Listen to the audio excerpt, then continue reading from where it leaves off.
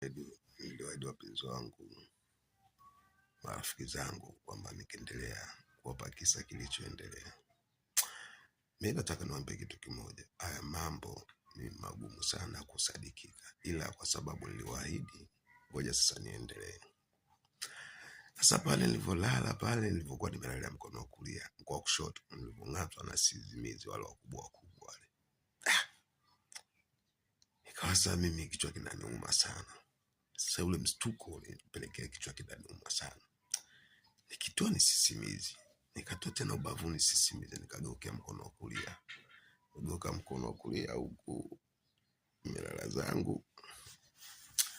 Sasa pale ndio ikawa ile sauti kanirudia, "She, tulikuambia hapo sogee, hapo ni njiani. Sisi tukiingia na kutoka lazima tukutambuke. Sisi hatutaki kukuruka, sogea pembeni."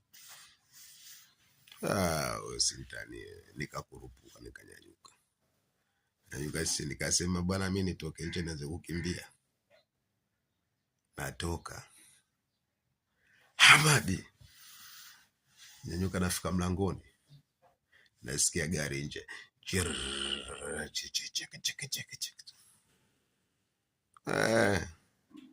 Nikawa najiuliza, hii gari mbona?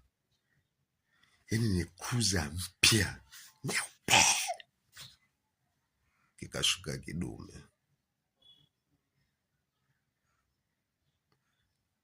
Ameshuka mwanaume, ukimwangalia yaani kwenye miaka 35 hadi miaka 55 hapa katikati hapa.